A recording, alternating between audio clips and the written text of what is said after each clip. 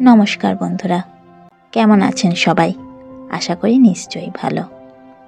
আচ্ছা, এমন কি কখনো হয়েছে আপনাদের সঙ্গে যে কোনো মানুষকে আপনি সারাটা জীবন ধরে খুব ভালোবেসে এসেছেন, কিন্তু হঠাৎ দেখলেন সে মানুষটা কেমন পরিবর্তিত হয়েছে, তার অনুভূতিগুলো আপনার সম্পর্কে আর সেরকম নেই?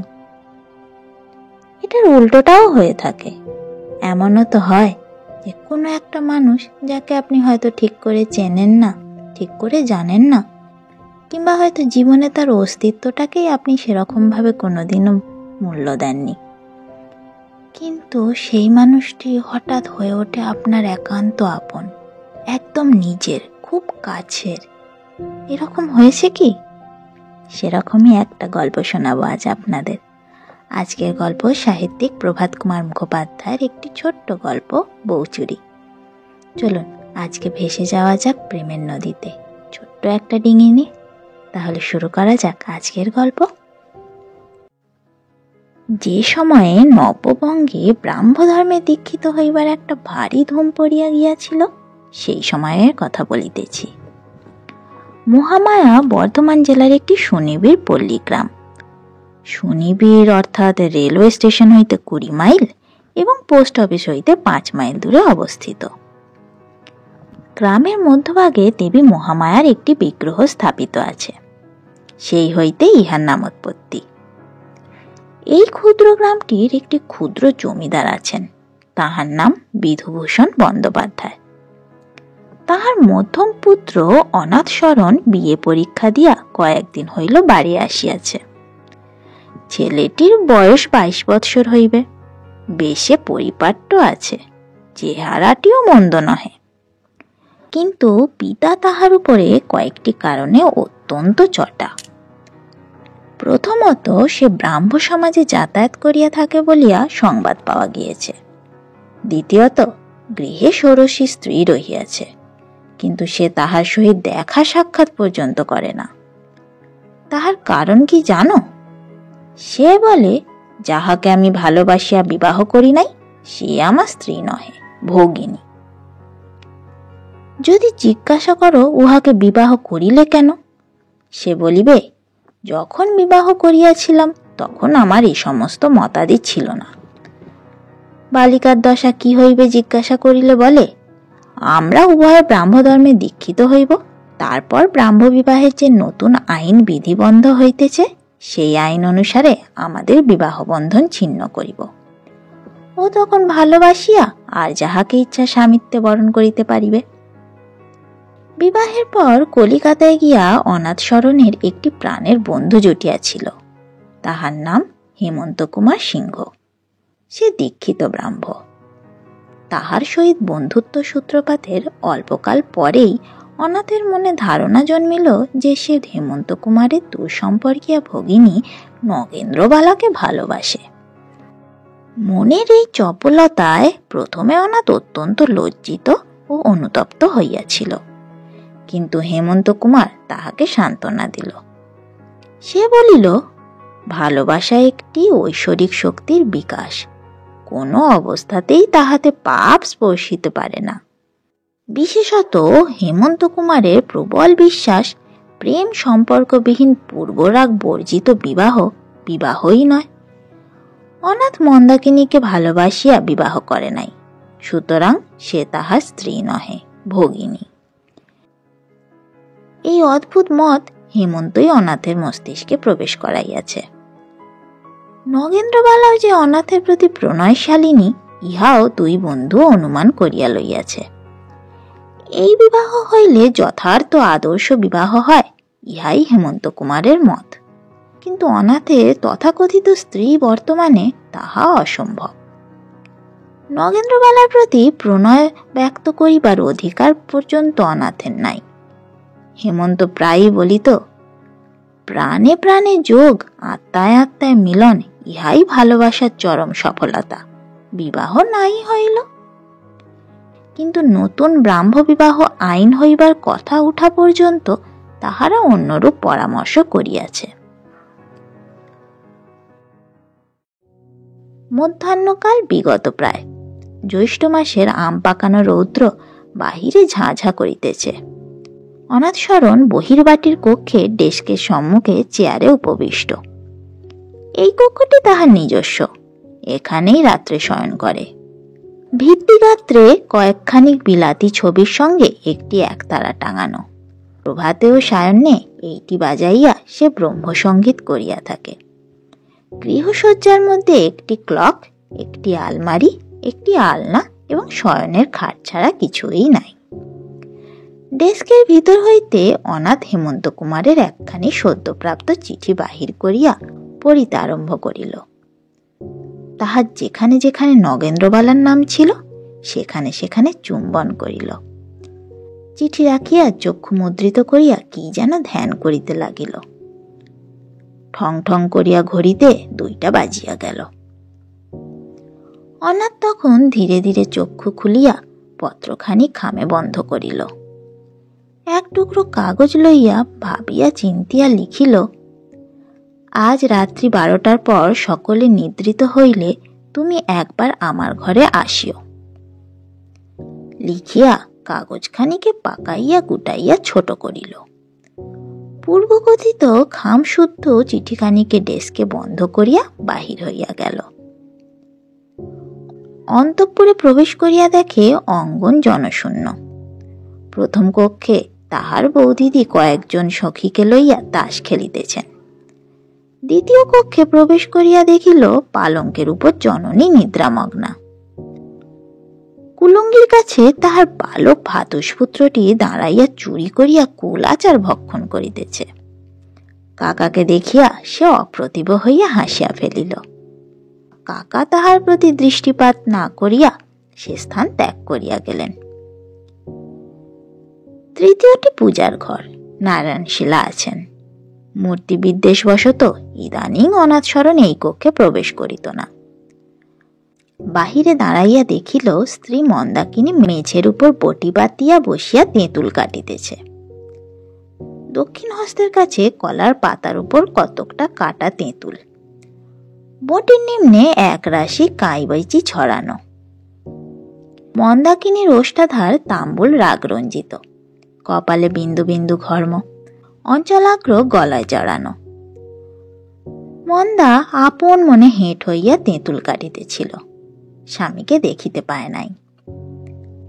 অনাথ প্রায় 1 মিনিট কাল বিস্ময়াবিষ্ট হইয়া স্ত্রীর মুখপানে চাহিয়া রইল।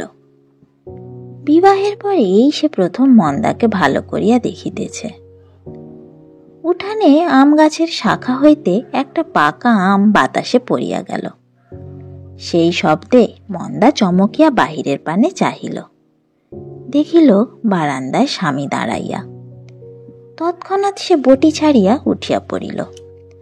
আধাত পরিমাণ ঘোমটা টানিয়া জানলার কাছে সরিয়া দাঁড়াইল। তাহার অঞ্চলবদ্ধ চাবিগুলো ঝিনঝিন করিয়া বাজিয়া উঠিল। অনাথ মৃদু পদক্ষেপে ঘরে প্রবেশ করিল। মন্দাকিনীর পা লক্ষ্য করিয়া পাকানো কাগজখানি ছুঁড়িয়া দিয়া বাহির হইয়া গেল। সে চলিয়া গেলে মন্দা কাগজখানি কুড়াইয়া লইল। প্রথমত দুয়ারটা বন্ধ করিয়া দিল। জানলার কাছে আসিয়া কাগজখানি খুলিয়া পাঠ করিল। তাহার পর বাহিরে চাহিল। একটা আম গাছে কাঁচা পাকা অসংখ্য আম ধরিয়া রহিয়াছে। তাহার ভিতরে বসিয়া কোকিল ডাকিতেছে, অনেক দূরে ঘুঘুও ডাকিতেছে। আবার কাগজখানি পড়িল, আবার আম গাছের পানে চাহিল। গাছের ফাঁকে আকাশ দেখা যাইতেছে। মন্দা কাগজখান বুকে চাপিয়া ধরিল। গলবস্ত্র হইয়া নারায়ণশীলার সম্মুখে উপর হইয়া পড়িয়া প্রণাম করিতে লাগিল। উঠিয়া আবার জানলার কাছে গিয়া কাগজখানি পাঠ করিল। আজ তাহার জীবনের কি দিন! বিবাহের পরেই প্রথম স্বামী তাহাকে সম্ভাষণ করিলেন। জ্বর গায়ে মন্দার বিবাহ হইয়াছিল, ফুলশয্যা হইতে পায় নাই। যে 3 দিন শ্বশুর বাড়িতে ছিল স্বামীর সহিত সাক্ষাৎ হয় নাই। তখন সে 13 বৎসরের। মাঝে একবার আসিয়া কয়েক মাস ছিল। তখন অনাথের নতুন মতাদি হইয়াছে। পরিজনবর্গের বহু আকিঞ্চন সত্ত্বেও অনাথ অন্তঃপুরে শয়ন করে নাই। এবার রাগ করিয়া তাহাকে কেহ বাটির ভিতর আনিবার চেষ্টাই করে নাই। অনাথের মাতা প্রতিদিনই নবীনাগণকে এ বিষয়ে অনুরোধ করিতেন, কেহ কর্ণপাতই করিত না। এতদিনে কি স্বামীর মনে পড়িয়াছে? মন্দার এই জীবনটা তবে কি বিফল হইবে না? তাহার আত্মীয়গণের, সখীদের স্বামীর ভালোবাসার কথা, সোহাগের কথা শুনিয়া তাহার বুক ফাটিয়া যাইত। মনে হইত সে কি পাপ করিয়াছে, যাহার জন্য ঈশ্বর তাহাকে এমন করিয়া শাস্তি দিতেছেন। এইবার কি সেই সব দুঃখ তবে দূর হইবে? হঠাৎ মন্দাকিনীর চিন্তাস্রোত বাধাপ্রাপ্ত হইল। অর্গলিত দুয়ারে বাহির হইতে কে গুম গুম করিয়া কিল মারিতেছে। ব্যস্ত হইয়া মন্দাকিনী দুয়ার খুলিয়া দিল। তাহার ছোট ননদ হরিমতি। হরিমতি বাল বিধবা। আজ 5 বৎসর হইল তাহার এ দশা ঘটিয়াছে। হরিমতি মন্দার অপেক্ষা 3 বৎসরের বড়, তবু দুইজনে খুব ভাব। দুইজনে সকল সুখ দুঃখের ভাগী। মন্দাকে দেখিয়া হরিমতি চমকিয়া বলিল, তোর কি হয়েছে লা? মন্দা ধীরে ধীরে উত্তর করিল, হবে আবার কি? দোর বন্ধ করে কি করছিলি? মন্দা চুপ করিয়া রহিল। তাহার ভাবভঙ্গি দেখিয়া হরিমতির ভারী সন্দেহ হইল। সে মন্দার গলাটি জড়াইয়া জিজ্ঞাসা করিল, কি হয়েছে বলবি না ভাই? বলবো। কখন বলবি? রাত্রিরে। না, এখন বল। মন্দাও বলিবে না, হরিমতিও ছাড়িবে না। শেষে মন্দা বলিল। শুনিয়া হরিমতি প্রথমটা চুপ করিয়া রইল। তাহার পর অল্প অল্প হাসিতে লাগিল। মন্দা জিজ্ঞাসা করিল, হাসছিস কেন ভাই? হরিমতি বলিল, হাসছি তোর বটটির রকম দেখে। আমি যা ভেবেছিলাম তাই? এবার এসে অব্দি ছোড়দার উসখুস করে বেড়ানো হচ্ছে। বলেও ছিলাম বড় বৌদিদিকে। কি বলেছিলি? বলেছিলাম, ওগো এবার হয়তো ছোড়দার মন হয়েছে, এবার তোমরা চেষ্টা করে দেখো, এবার হয়তো ঘরে আসবেন। তা বৌদিদি বললেন, মন হয়েছে তো আসুক না, আমি কি বারণ করেছি নাকি? আমি বললাম, এতদিন আসেননি, এখন আপনা হতে কি আসতে পারেন? লজ্জা করে হয়তো। তিনি বললেন, সেবার অমন করে আমাদের অপমান করলে আবার আমি সারতে যাব? আমি তেমন মেয়ে নই, যেমন কর্ম তেমনি ফল। 2 মাস তো ছুটি আছে, ভুগুক, জব্দ হোক। মন্দা বলিল, আমি কিন্তু ভাই যেতে পারবো না। কেন? সে আমার ভারী লজ্জা করবে। হরিমতি হাত নাড়িয়া বলিল, ওলো দেখিস, কচি খুকিটি কিনা পরের কাছে যেতে লজ্জা করবে। কতক্ষণে যাবি, ঘন্টা গুনছিস তাই বল, মুখে আর ন্যাকামো করতে হবে না। মন্দা বলিল, না ভাই, ঠাট্টা রাখো, আমার সত্যই ভয় হচ্ছে। প্রথম দিনটি ভয় হতে পারে, তা একদিন বই তো নয়। রোজ রোজ আমি যাব বুঝি, তাহলে একদিন ধরা পড়তে হবে না? ধরা না পড়লে আর উপায় কি ভাই? একদিন লজ্জা তো ভাঙতেই হবে। তার যে তুই বরং বৌদিদিকে বলগে আরেকবার, তিনি যা হয় করবেন। আচ্ছা, তা বলবো, কিন্তু আজকের দিনটা চুরি করেই তোদের দেখা হোক। দেখিস, চুরির কাঁচা আমটা পেয়ারাটার মতন চুরির সব জিনিসই বড় মিষ্টি। ছোট বউ, ও ছোট বউ, ঘুমলি ভাই? রাত্রে হরিমতি মন্দাকিনীকে ডাকিল। মন্দাকিনী ধর্মর করিয়া উঠিয়া বসিল। জিজ্ঞাসা করিল, 12টা হয়েছে? 12টা ছেড়ে এই 1টা বাজলো ছোড়দার ঘড়িতে।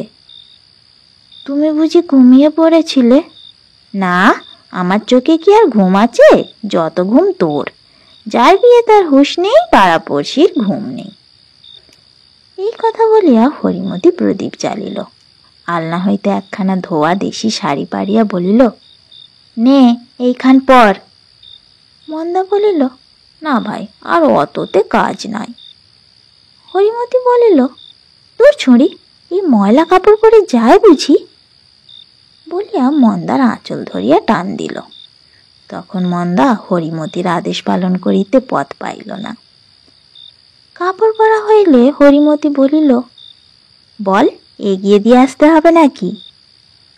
মন্দাকে নিয়ে একটা প্রচলিত দেশীয় ঠাট্টা করিতে যাইতেছিল, কিন্তু সামলাইয়া লইল, কারণ এই সময় হরিমতিকে রাগানো সুবুদ্ধির কর্ম হইবে না। সুতরাং বলিল, নইলে আমি বউ মানুষ একলা যাব নাকি? দুইজনে দুয়ার খুলিয়া বারান্দায় বাহির হইল। নিস্তব্ধ জ্যোৎস্না রাত্রি। মন্দাকিনীর পায়ে মল ছিল, ঝমঝম করিতে লাগিল। হরিমতি সে শব্দে চমকাইয়া বলিল, মরণ, মল চারগাছা খুলিসনি, ভাবে বিভোর হয়েছিস যে। মন্দাকিনী মল খুলিয়া বালিশের নিচে রাখিয়া আসিল। তারপর দুইজনে বৈঠকখানা অভিমুখে চলিল। কাছাকাছি পর্যন্ত গিয়া হরিমতি মন্দাকিনীর কানে কানে বলিয়া দিল, তোর ভেজিয়ে রাখবো, আস্তে আস্তে সাবধানে আসিস এখন। বলিয়া সে ফিরিয়া গেল। মন্দা ধীরে ধীরে সিঁড়ি চারটি ভাঙিয়া স্বামীর ঘরের বারান্দায় উঠিল। দুয়ারের ফাঁক দিয়া দেখিল আলো জ্বলিতেছে। প্রবেশ করিতে তাহার অত্যন্ত ভয় হইতে লাগিল। মুখটা দূর দূর করিতে লাগিল, পার উঠে না। শেষে সাহসে ভর করিয়া দুয়ারটি নিঃশব্দে খুলিয়া প্রবেশ করিল। দেখিল মাথার শিয়রে বাতি জ্বালিয়া স্বামী নিদ্রা যাইতেছেন। পিছু ফিরিয়া দুয়ার বন্ধ করিয়া মন্দাকিনী খিল দিল, বাতিটা নিবাইয়া দিল। ঘরে জ্যোৎস্না প্রবেশ করিয়াছিল, এখন তাহা যেন হাসিয়া উঠিল। স্বামীর বিছানায় স্বামীর মুখে জ্যোৎস্না পড়িয়াছে। মন্দা দাঁড়াইয়া অনেকক্ষণ সেই সুপ্ত মুখখানি দেখিল। ভাবিল, ইনি আমার স্বামী? আমার স্বামী তো বড় সুন্দর। এইরূপে 1 মিনিট অতিবাহিত হইল। মন্দা মনে মনে বলিল, লোককে ডেকে এনে নিজে দিব্যি করে নিদ্রা হচ্ছে। কি করিবে কিয়ক্ষণ ভাবিল, শেষে স্থির করিল, কখনো তো পদসেবা করতে পাই নাই, এই প্রথম সুযোগ ছাড়ি কেন। তখন সে সন্তর্পণে স্বামীর পদতলে উপবেশন করিয়া পায়ে হাত বুলাইতে লাগিল। আরামে অনাথ স্মরণের নিদ্রা গভীরতর হইল। জানালা দিয়া মিঠা মিঠা দক্ষিণা বাতাস আসিতেছে। এইভাবে কিয়ৎকাল প্রায় 1/2 ঘণ্টা কাটিলে মন্দা স্বামীর পায়ের কাছে শুইয়া ঘুমাইয়া পড়িল। 2টা বাজিবা মাত্র অনাথের নিদ্রাভঙ্গ হইল। চেতনা প্রাপ্তির প্রথম কয়েক মুহূর্ত অনুভব করিল তাহার মন যেন কিসের প্রতীক্ষায় ব্যাপৃত রহিয়াছে। ক্রমে স্মরণ হইল, আজ মন্দাকিনীকে আসিতে বলিয়াছে। যতক্ষণ জাগিয়াছিল তাহারই প্রতীক্ষা করিতেছিল। যখন 12:30 হইয়া গেল, তখন মন্দাকিনী আসিবে না বুঝিয়া শয়ন করিয়াছে। এই ভাবিতে ভাবিতে পার্শ্ব পরিবর্তন করিল। অমনি তাহার পা মন্দাকিনীর গায়ে ঠেকিল। কোমল স্পর্শে অনাথ বিস্মিত হইয়া উঠিয়া বসিল। দেখিল মন্দাকিনী ঘুমাইতেছে। জ্যোৎস্না যখন সরিয়া গিয়াছে, মন্দাকিনীর মুখখানির উপর পড়িয়াছে। সেই আলোকে অনাথ সুপ্তিমগ্না নবযৌবনা পত্নীকে দেখিতে লাগিল। বড় সুন্দর বলিয়া মনে হইল। ঠোঁট দুখানি একবার কাঁপিয়া উঠিতেছে। মন্দা বুঝি তখনও স্বপ্ন দেখিতেছিল। স্ত্রীর মুখপানে চাহিয়া অনাথ ভাবিতে লাগিল, এ বড় সুন্দর তো, এ যেন নগেন্দ্রবালার চেয়েও সুন্দর। 2-3 মিনিট এইভাবে কাটিলে অনাথ সহসা মুখ ফিরাইয়া লইল। চক্ষু বুজিয়া অস্ফুট স্বরে বলিল, হে ঈশ্বর, আমার হৃদয়ে বল দাও। চন্দ্রালোক হৃদয়ে দুর্বলতা আনয়ন করে ভাবিয়া অনাথ তাড়াতাড়ি বাতিটা জ্বালাইয়া ফেলিল। কেরোসিনের তীব্র আলোকে মনে হইল বুঝি স্বপ্নাজরিমা ভঙ্গিমা হইয়াছে। মন্দাকিনীর পায়ে হাত দিয়া তাহাকে জাগাইল। মন্দা উঠিয়া অত্যন্ত সংকুচিত হইয়া পড়িল। কাপড় চোপড়গুলা কিছুতেই যেন আর বাগ মানে না। অনেক চেষ্টার পর রীতিমতো ঘোমটা দিয়া অনাথের পানে একবার আর চোখে চাহিয়া মুখ নত করিয়া বসিল। অনাথ ডাকিল, মন্দাকিনী। মন্দা নিমেষ মাত্রকাল ঘোমটার ভিতর হইতে অনাথের পানে দৃষ্টিপাত করিয়া আবার চক্ষু নামাইল। মন্দাকিনী, আজ তোমাকে কেন ডেকেছি জানো? মন্দা ঘাড় নাড়িয়া বলিল সে জানে না। অনাথ বলিল, তবে শোনো, আমার সঙ্গে তোমায় কলকাতায় যেতে হবে, যাবে? মন্দা উত্তর করিল না। অনাথ বলিল, যাবে কি? অতি মৃদু স্বরে মন্দা বলিল, আমাকে যেখানে নিয়ে যাবে সেখানেই যাব। আমার বাপ মার অমতে, অজান্তে যেতে পারবে? মন্দা কোনো উত্তর করে না। অনাথ বলিল, কথা কও, এখন লজ্জার সময় নয়, যেতে পারবে বলো? মন্দা বলিল, মা বাপের অজান্তে কেন? তাদের অনুমতি নাও না, এখন তো সকলেই বিদেশে স্ত্রীকে নিয়ে যাচ্ছে। সে প্রস্তাব আমি হারু কাকাকে দিয়ে করিয়েছিলাম, বাবার মত নেই। বলেছেন ওর এখন মতিগতি স্থিরতা কি, নিজের যে চুলোয় ইচ্ছা হয় সেই চুলোয় যাক। বাড়ির বউটাকে যে জুতো মোজা পরিয়ে ব্রাহ্ম সমাজে নিয়ে যাবে সে আমি বেঁচে থাকতে দেখতে পারবো না। তুমি আমায় ব্রাহ্ম সমাজে নিয়ে যাবে? সত্যি কি? আমরা দুজনে পবিত্র ব্রাহ্ম ধর্মে দীক্ষিত হব। মন্দাকিনী প্রমাদ গণিল, স্বামী কি রহস্য কইতেছেন? বলিল, আমি ঠাকুর দেবতা মানি, কি করে ব্রহ্মজ্ঞানী হব? অনাথ রীতিমতো গাম্ভীর্যের সহিত বলিল, ও সকল বিশ্বাস তোমায় পরিত্যাগ করতে হবে, ওসব ভুল। আমি কি করে এক ঈশ্বরে বিশ্বাস করি? তুমি লেখাপড়া শিখেছ, আমার কি বুদ্ধি আছে? তোমাকে লেখাপড়া শেখাবো, কলকাতায় গিয়ে সমস্ত বন্দোবস্ত করে দেব, মেয়েদের স্কুলেও ভর্তি করে দেব। মন্দাকিনী ঘাড় নাড়িয়া বলিল, না, লেখাপড়া যদি শিখতে হয় তবে আমি তোমার কাছে শিখব, বুড়ো বয়সে আমি স্কুলে যেতে পারবো না। অনাথ কিয়ৎক্ষণ চুপ করিয়া থাকিয়া বলিল, তুমি ভুল বুঝছ, আমরা দুজনে একত্রে এক বাড়িতে থাকবো না তো? মন্দাকিনী বিস্মিত স্বরে জিজ্ঞাসা করিল, তবে আমি কোথায় থাকব? সেই স্কুলেই যেখানে মেয়েরা পড়ে, থাকে, রীতিমতো সকল বন্দোবস্ত আছে। মন্দা স্থির স্বরে বলিল, তবে আমি যাব না। অনাথ দেখিল যেখানে রোগ সেখানেই চিকিৎসা হইতেছে না, সকল কথা খুলিয়া বলা আবশ্যক। বলিল, কেন আমি এতদিন তোমার সঙ্গে দেখা সাক্ষাৎ করিনি, তুমি কিছু শুনেছ? মন্দা বলিল, শুনেছি, কিন্তু ভালো বুঝতে পারিনি। তবে বুঝিয়ে বলি, শোনো। প্রথমত, আমাদের বিবাহ ভালোবাসার বিবাহ নয়। দ্বিতীয়ত, তার অনুষ্ঠানাদি পৌত্তলিক মত অনুসারে হয়েছে। এই দুটি কারণে আমার মতে আমাদের বিবাহ অসিদ্ধ। সুতরাং তুমি আমার স্ত্রী নও, বোনের মতো, বুঝলে? না, ছি ছি। তবে আর একটা কথা খুব স্পষ্ট করে বলি, শোনো, আমি তোমায় ভালোবাসি নে। মন্দা বলিল, তা তো দেখতেই পাচ্ছি। আমি আর একজনকে ভালোবাসি। তবে আমায় কলকাতায় নিয়ে কি করবে? দেখো মন্দা, আমি তোমায় ভালো না বেশে বিয়ে করেছি, সেই তোমার প্রতি যথেষ্ট অত্যাচার করা হয়েছে। তার উপর তোমার বাকি জীবনটা নিষ্ফল করে দিয়ে আর সর্বনাশ করব না।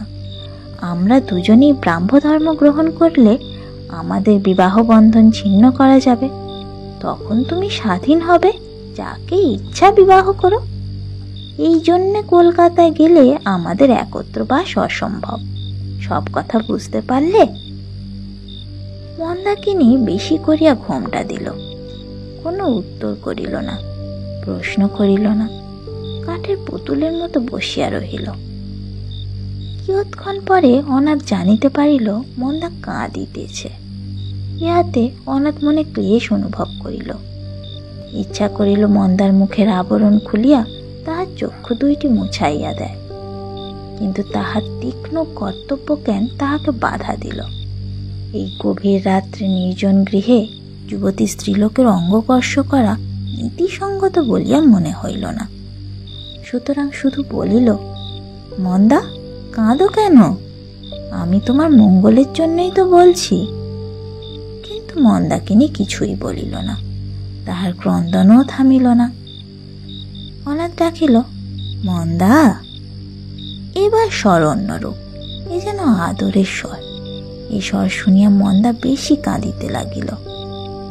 অনাথ বিস্মিত হইয়া ভাবিল, এ কথায় মন্দার এত দুঃখ কেন, এত ক্লেশ কেন? একটা ভাবী পরিত্রাণের আনন্দ অনুভব করিল না? আমি ভালোবাসি না, ভালোবাসিতে পারি না, তাহা জানে। এ বন্ধন ছিন্ন হইলে জীবনে সুখময় পথে চলিবার অবসর পাইবে। তথাপি এ প্রস্তাবে এত দুঃখ কেন? তবে কি আমায় ভালোবাসে? এই সময় ঘড়িতে ঢং ঢং করিয়া 3টা বাজিল। মন্দা উঠিয়া বলিল, আমি যাই।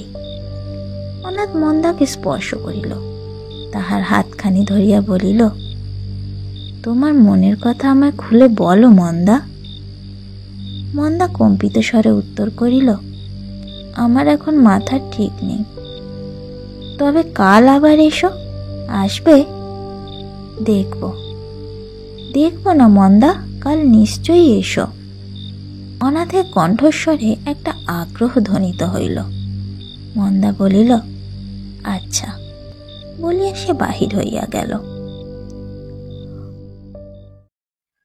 পরদিন যখন অনাথের নিদ্রাভঙ্গ হইল, তখন অনেক বেলা হইয়াছে। প্রথমেই মন্দাকিনীর অশ্রুপূর্ণ চক্ষু দুটি ছবির মতো তাহার মনে উদয় হইল। অনাথ উঠিয়া বসিল, দেখিল চুলে পরিবার একটি সোনার কাঁটা বিছানায় পড়িয়া রইয়াছে। সেটি তাড়াতাড়ি বাক্সের মধ্যে লুকাইয়া ফেলিল। প্রাতে সে প্রতিদিন সঙ্গীত ও উপাসনা করিয়া থাকে, কখনো বাদ যায় না। আজ আর তাহা হইয়া উঠিল না। আজ তাহার মনটা বড়ই উদ্ভ্রান্ত। গ্রামের বাইরে নদী তীরে গিয়া অনাথ পদচারণা করিতে লাগিল। কিয়ৎপরে দেখিতে পাইল, বাটির একজন ভৃত্য মাখন সর্দার ছুটিতে ছুটিতে তাহার অভিমুখে আসিতেছে। হঠাৎ অমঙ্গল আশঙ্কায় তাহার মন চমকিয়া উঠিল। কি হইয়াছে? ও কি আমাকে ডাকিতে আসিতেছে? মন্দাকিনীর কিছু হয় নাই তো? অথবা সে কিছু করিয়া বসে নাই তো? মাখন সর্দার নিকটস্থ হইলে অনাথ দেখিল সে কাঁদিতেছে। দ্রুত স্বরে জিজ্ঞাসা করিল, কিরে মাখন, কি হয়েছে? মাখন কাঁদিতে কাঁদিতে বলিল, আর দাদা ঠাকুর, সর্বনাশ হয়েছে, রোজা ডাকতে যাচ্ছি, কাটিঘা।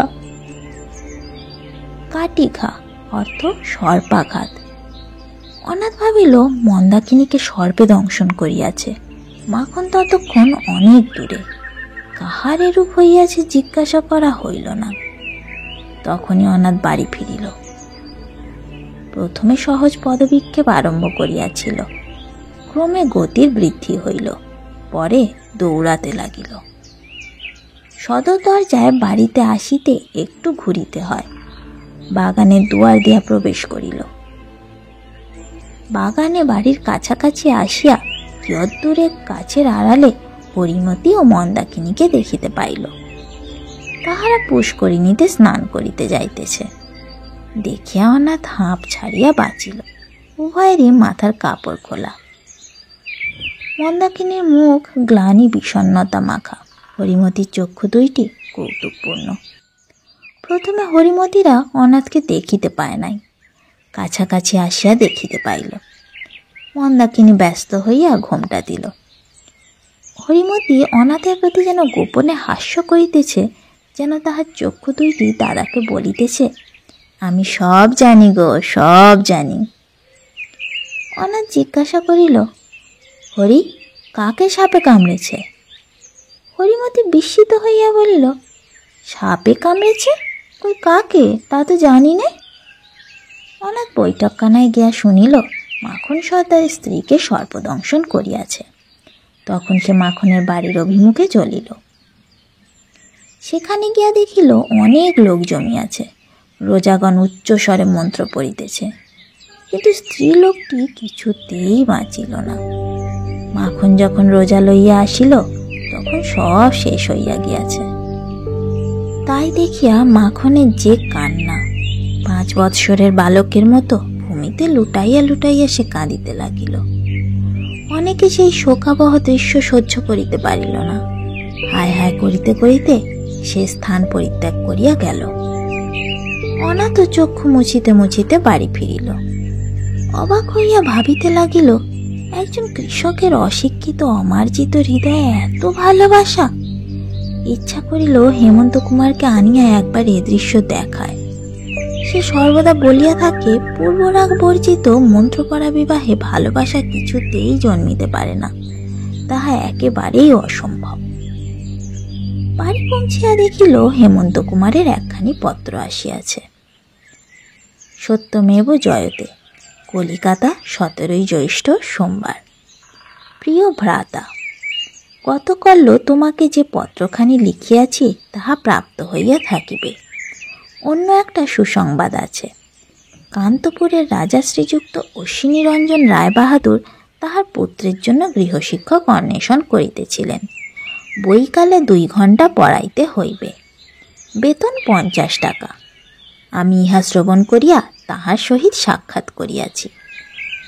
তোমায় তিনি ওই কাজে নিযুক্ত করিতে পারিলে অত্যন্ত সুখী হইবেন, কিন্তু তাহা হইলে তোমায় 1 সপ্তাহের মধ্যে কার্যে প্রবৃত্ত হইতে হইবে।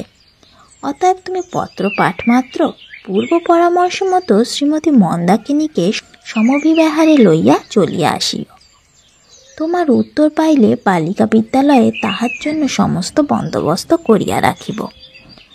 আমার সহিত দেখা হইলেই নগেন্দ্রবালা তোমার কথা জিজ্ঞাসা করেন।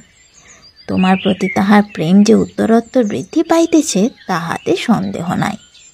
ভগিনী মন্দাকিনীকে লইয়া আসা সম্বন্ধে তুমি কিছুমাত্র দ্বিধা বা শঙ্কা করিও না। প্রাপ্ত হও তো স্মরণ করিও, পৃথিবীতে অধিকাংশ শুভ কার্য সম্পাদনেই বাধা অতিক্রম করিতে হইয়াছিল। ঈশাস্য প্রিয় ধর্ম প্রচার করিবার জন্য আপনার প্রাণ পর্যন্ত দিতে কুণ্ঠিত হয় নাই। সর্বমঙ্গল বিধাতা তোমার সহায় হন। শ্রী হেমন্ত কুমার সিংহ। অনাথ হেমন্ত কুমারের পত্রের কোনো উত্তর দিল না। মন্দাকিনীর মুখখানি কেবল তাহার মনে পড়িতে লাগিল।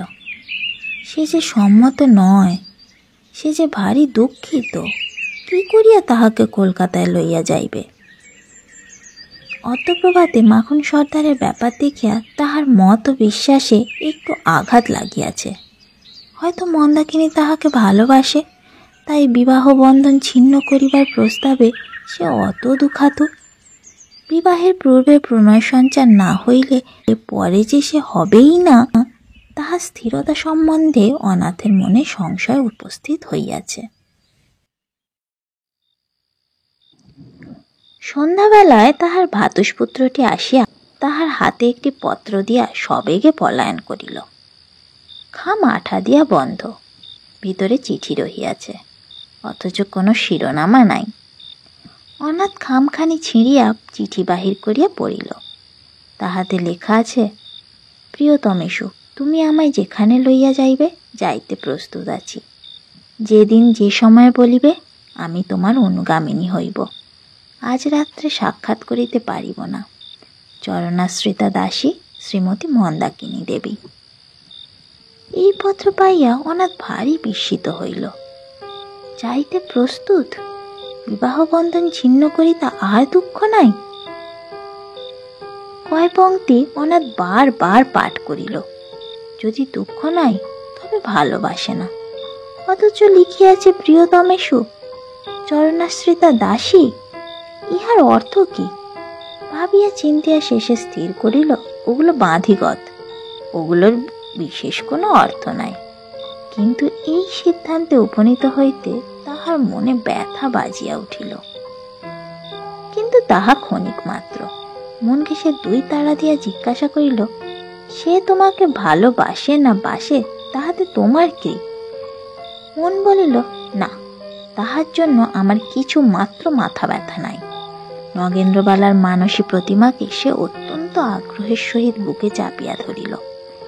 ভাবিল আর একদিনও বিলম্ব করা যাইবে না, কল্লই মন্দাকিনীকে লইয়া কলিকাতা যাত্রা করিতে হইবে।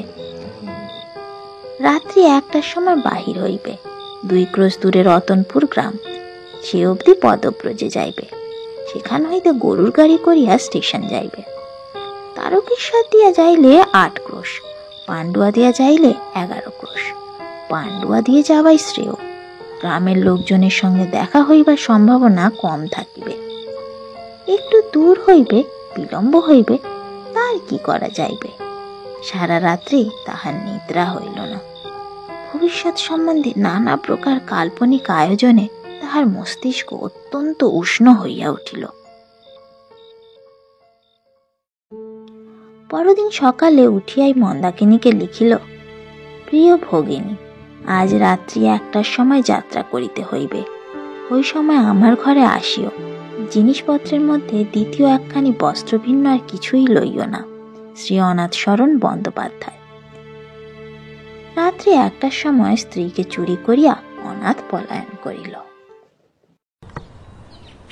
2 দিন পরে বেলা 12টার সময় যখন পান্ডুয়ার বাজারে অনাথ শরণ গোষ্কট হইতে মন্দাকিনীর সহিত অবতরণ করিল, তখন রৌদ্র অত্যন্ত প্রচণ্ড ভাব ধারণ করিয়াছে। দুইজনেই সেদাক্ত কলেবর। গাড়ি ভাড়া চুকাইয়া দিয়া অনাথ একটি দোকানে উঠিল।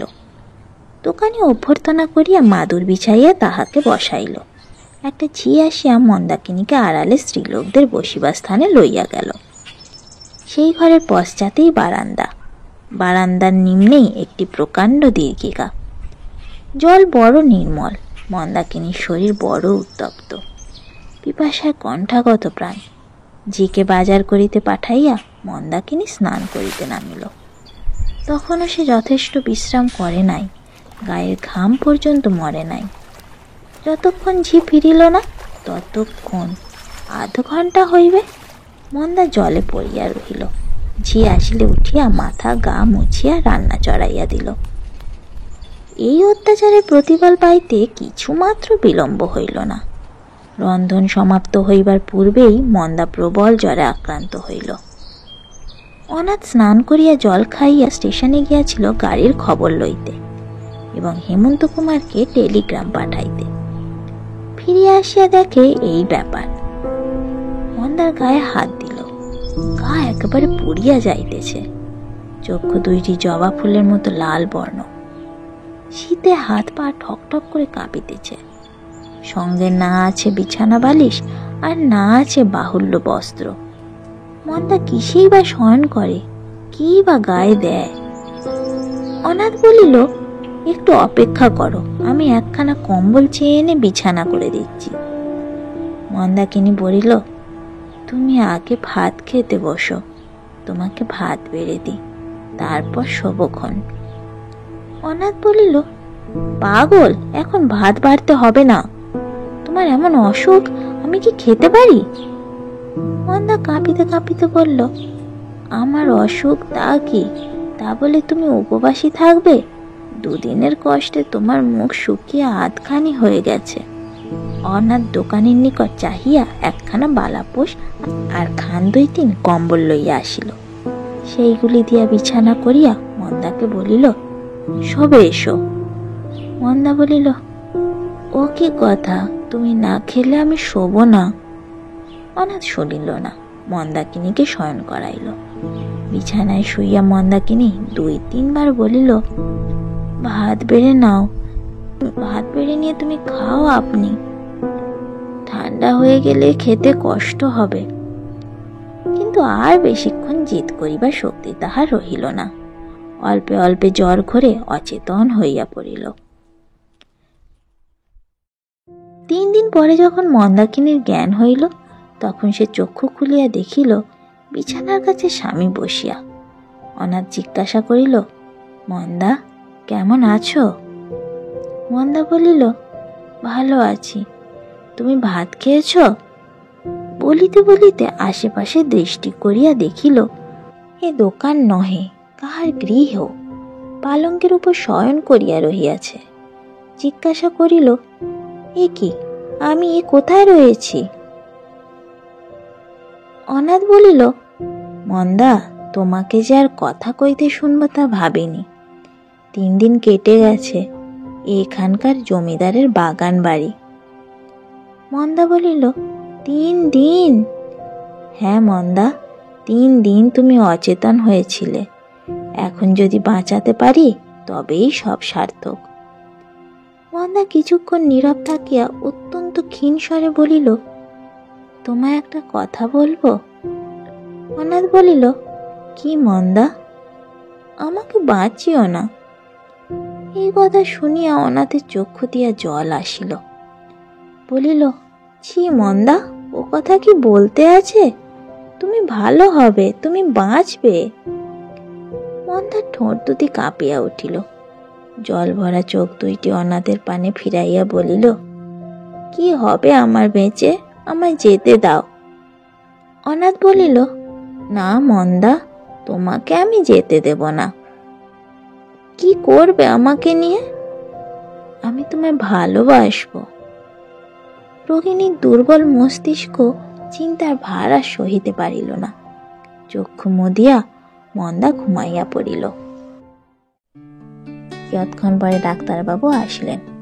অনাথ সহাস্য মুখে তাহাকে নমস্কার করিয়া বলিল, দুপুরবেলাকার ওষুধটায় বেশ ফল হয়েছে, জ্ঞান হয়েছে। এই কিছুক্ষণ আগে কথাবার্তা কয়েছেন। ডাক্তারবাবু বলিলেন, তবে আর ভাবনা নেই, এই জ্বরটুকু 2 দিনে সারিয়ে দেব। কিন্তু আপনি যে মারা গেলেন, এই 3 দিন তো একরকম না খেয়ে আপনি ঠায় বসে আছেন। আপনার মতো পত্নী প্রেমিক স্বামী আমি খুব কমই দেখেছি। অনাথ মনে মনে বলিল, খুব কমই বটে।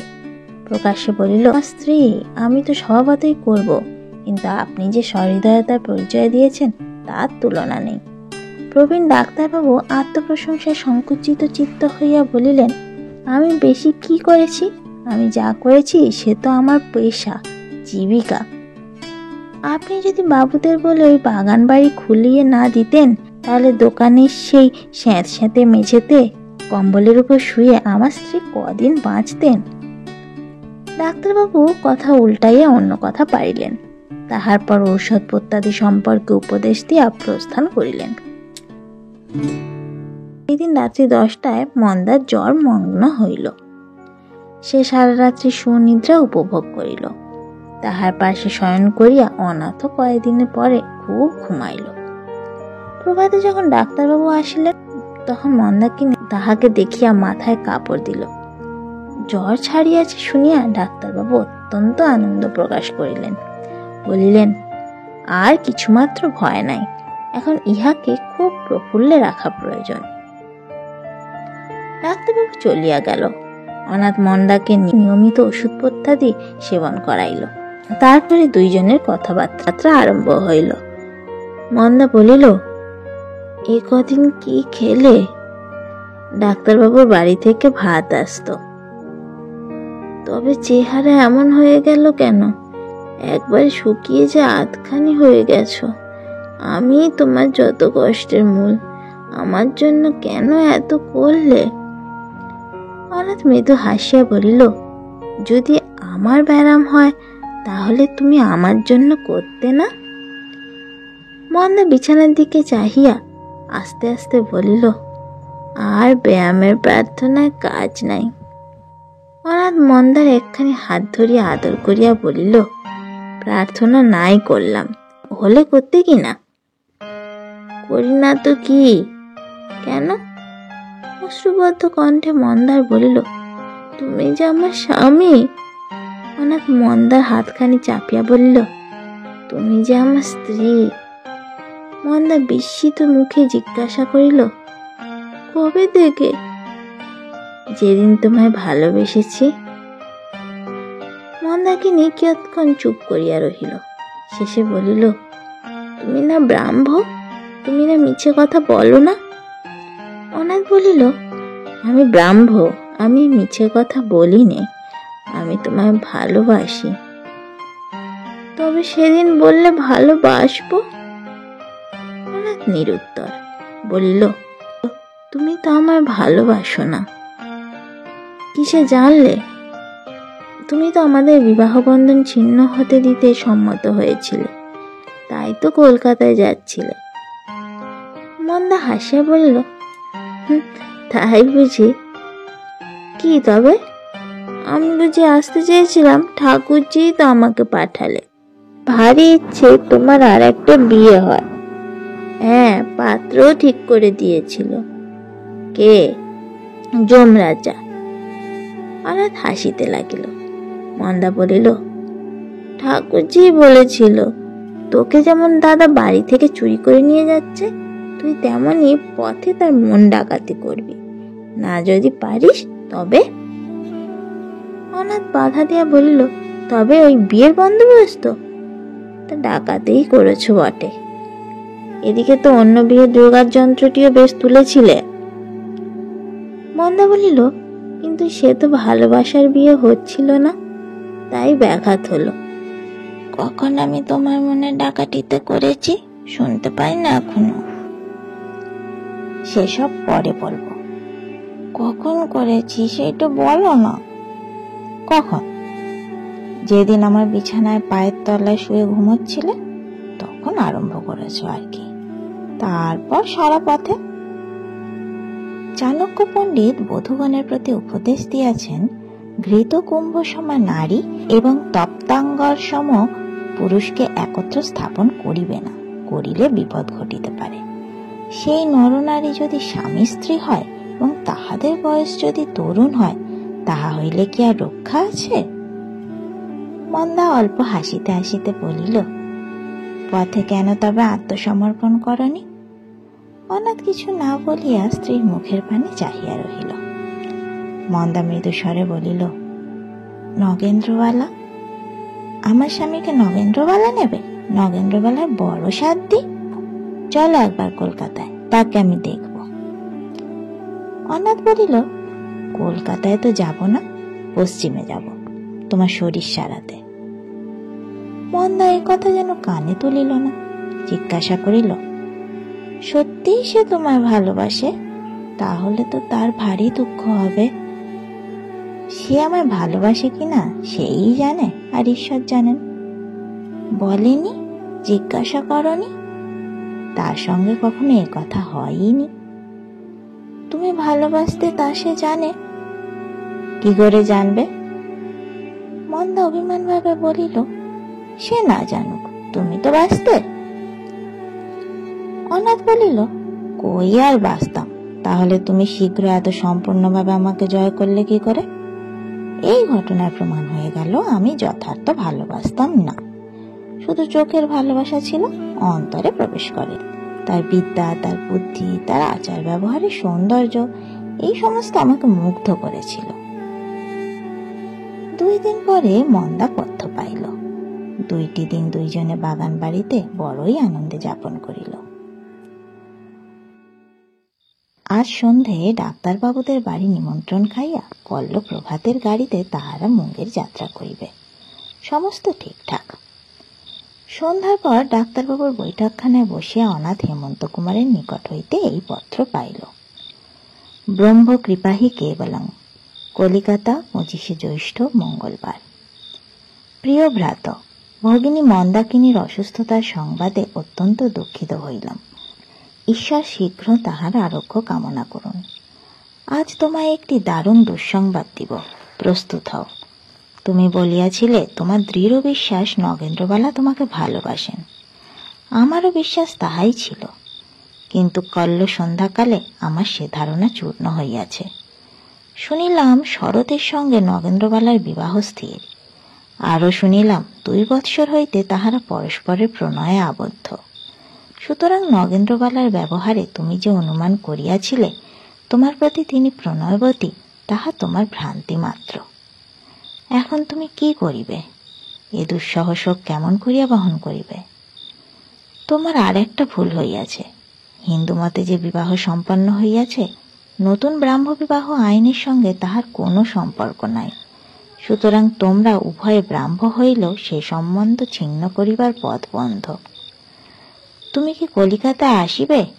4-5 দিনের মধ্যেও যদি ভগিনী আরোগ্য লাভ করেন এখানে আসিতে পারো। তাহা হইল পূর্বকথিত রাজবাড়ির সেই কার্যটি হস্তান্তরিত হইবে না। কিন্তু আমার পরামর্শ, ভগিনীকে গৃহে পাঠাইয়া দিয়া তুমি কিয়দ্দিন হিমালয়ের কোন নিভৃত প্রদেশে গমন করো, তপস্যা ও উপাসনার দ্বারায় চিত্ত স্থির ও আত্মশান্তি বিধান করিবে। ভবদীয় শ্রী হেমন্ত কুমার সিংহ। রাত্রি 9টার পর ডাক্তারবাবুর বাড়ি হইতে ফিরিয়া অনাথ স্ত্রীকে পত্রখানি দেখাইল। মন্দা পড়িয়া হাসিয়া বলিল, তবে আর নগেন্দ্রবালার উপর আমার রাগ নাই। মুঙ্গেরে না গিয়ে কলিকাতাতেই চলো, নগেন্দ্রবালার বিয়েটা দেখতে হবে। অনাথ বলিল, তাই চল। মুঙ্গেরে যাবার আর একটা উদ্দেশ্য ছিল, আমায় ভুলে যেতে নগেন্দ্রবালাকে অবসর দেওয়া। শুনিয়া মন্দাকিনী ভারী অভিমানের ভান করিল, বলিল, তাই তখন মনের কথা খুলে বললেই তো হতো। বলা হলো তোমার শরীর সারাবার জন্য পশ্চিম যাচ্ছি। বাহিরে অন্ধকার বকুল গাছে একটা কোকিল বসিয়াছিল। সে হয়তো মানবের ভাষা বুঝিতে পারে। বুঝি মন্দাকিনীর ছলনাময় মান কথা শুনিয়া সে ভারী আমোদ পাইল, তাই মুহুর্মুহু ঝঙ্কার দিতে আরম্ভ করিল। অনাথ স্ত্রীকে বক্ষের নিকট টানিয়া লইয়া তাহার মুখচুম্বন করিয়া বলিল, না গো না, তা নয়। থাক তবে এ পর্যন্তই আজ। মন্দার অনাথকে শুরু করতে দিন তাদের নিজের জীবন। ভালো থাকোরা, সুখে থাকোরা। আজ তবে এ পর্যন্তই। খুব শীঘ্রই দেখা হচ্ছে পরবর্তী গল্পে। ততক্ষণ ভালো থেকো, ভালো রেখো। আর হ্যাঁ, ভিডিওটি লাইক ও চ্যানেলটিকে সাবস্ক্রাইব করতে কিন্তু একদম ভুলো না। তাহলে এই পর্যন্তই।